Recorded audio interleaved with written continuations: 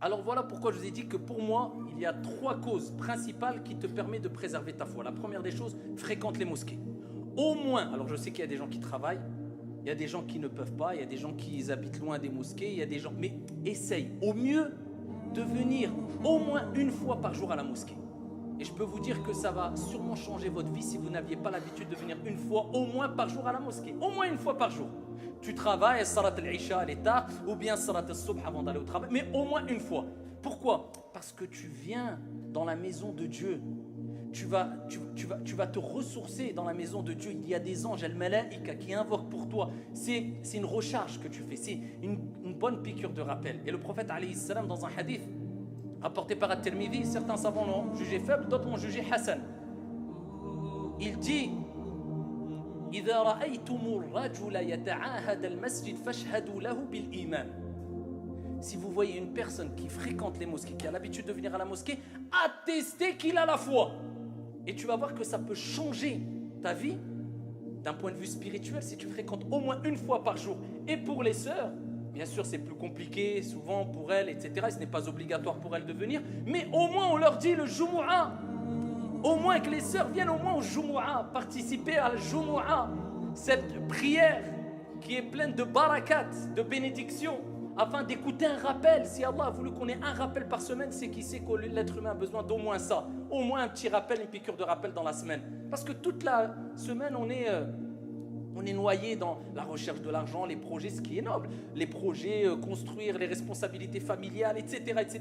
Il faut cette piqûre, il faut se déconnecter un peu. Au moins une fois par semaine.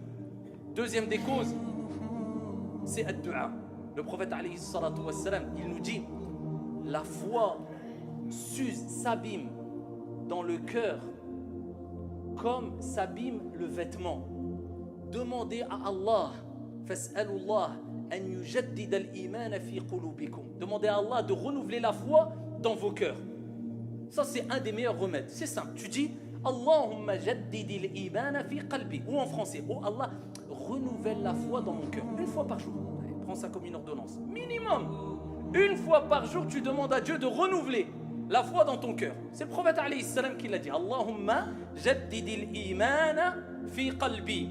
Et cela, on l'avait déjà cité dans des précédents sermons. Et la troisième des choses, qui est simple aussi, c'est dhikrul maut, le rappel de la mort. Parce que dunya qasiratun mahma talat. Même si tu vis 100 ans, 120 ans, wallahi, la vie, elle reste courte. Même si tu vis 140 ans, ça reste court.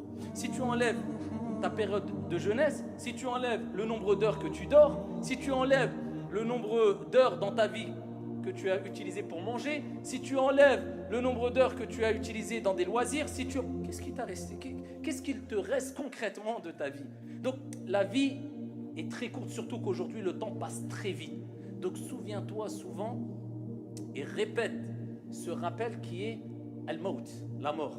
Ça ne t'empêche pas de vivre, d'être heureux, d'être épanoui, d'être ouvert, mais toujours cela devant toi. Dans tous les cas, je dois mourir, donc je dois me préparer sereinement et sagement à rencontrer mon Seigneur Tabaraka wa Ta'ala dans l'au-delà. Alors si tu respectes ces 3 choses, une relation avec la mosquée, ad-du'a et te rappeler de la mort, je peux t'assurer que bi'idhnillah azza wa jal, tu vas préserver ta foi.